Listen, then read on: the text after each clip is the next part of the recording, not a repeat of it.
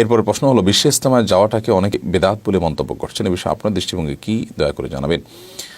দেখুন, এই বিষয়ে আমরা এর আগে একাধিকবার বলেছি বিভিন্ন সময় যে বিশ্ব ইজতেমা এটা অন্য 10টি ওয়াজ মাহফিল বা অন্য 10টি ইজতেমা বা ইসলামী আলোচনা অনুষ্ঠানের মতোই।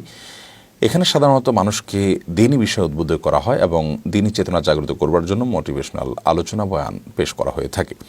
কোনো মুসলমান যদি সেখানে আলোচনা শোনার জন্য নিজের দিনী চেতনাকে ধার দেওয়ার জন্য এবং দিনী চেতনায় উদ্বুদ্ধ হওয়ার জন্য সেখানে যান, তাহলে সেক্ষেত্রে সে যাওয়াটা প্রশংসনীয়। এটা নিন্দনীয় হওয়ার কোনো কারণ নেই, এটা বেদাত হওয়ার কোনো কারণ নেই।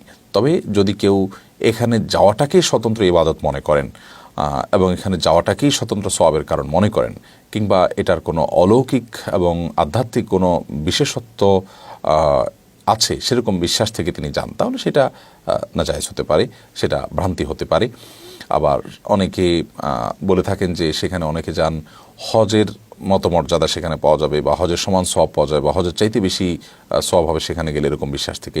তো এরকম বিশ্বাস থেকে যদি আদৌ কেউ চায় তাহলে সেটা অবশ্যই গর্হিত হবে এবং বিভ্রান্তি হবে, সেই যাওয়াটা গুনাহ হবে, বেদাত হবে।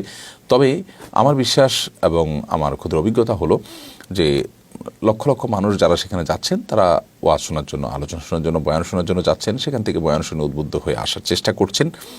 এবং এই যাওয়াটা এবং এই যাওয়ার জন্য আয়োজনটা এটা নাজায়েজ বা বেদাত হওয়ার কোনো কারণের মাধ্যমে আলহামদুলিল্লাহ বহু মানুষ নামাজি হচ্ছেন, বহু মানুষ দিনের দিকে অগ্রসর হচ্ছেন, সেটি অবশ্যই প্রশংসনীয় দিক। যদি সেখানে কোনো ভুল কথা বলা হয়, ভুল কোনো আলোচনা করা হয়, তাহলে সেই জায়গাটা নিন্দনীয় হতে পারে। সেটা তো শুধু বিশ্ব ইজতেমার সাথে খাস নয়, সেটা তো যেই কোনো দিনই মাহফিলই হতে পারে ধরনের ভুল কথা। তাই বলে ওই মাহফিলটাকে বেদাত বলার তো কোনো কারণ থাকতে পারে না, এই সম্ভাবনার কারণে অন্তত। আর ইজতেমার শেষ দিন, বিশেষ করে মোনাজাতের দিন, দূর দূরান্ত থেকে অনেক মানুষ অবশ্য যান সেখানে এই উদ্দেশ্যে শুধুমাত্র যে তারা মোনাজাতে শামিল হবেন। তো শুধু মোনাজাত বা দোয়ায় শামিল হওয়ার জন্য দূর দূরান্ত থেকে বা যাওয়ার কোনো দৃষ্টান্ত বা নজির শরীয়তে নেই। দিনই আলোচনা শোনার জন্য যাবেন, সেটি মৌলিকভাবে প্রশংসনীয় এবং তার মাধ্যমে আমরা উপকৃত হব, এতে কোনো সন্দেহ নেই। সেখানকার আলোচনার যে বিষয়বস্তু আছে, বক্তব্যের যে বিষয়বস্তু আছে, সেগুলো আমরা যেমনটি বললাম সাধারণত মোটিভেশনাল স্পিচ হয়ে থাকে। অতএব মোটিভেশনাল স্পিচ শোনার জন্য আপনি সেখানে যাওয়াটা, এটাকে নিন্দনীয় মনে করা বা বেদাত মনে করা আমি কোনো কারণ অন্তত দেখছি না।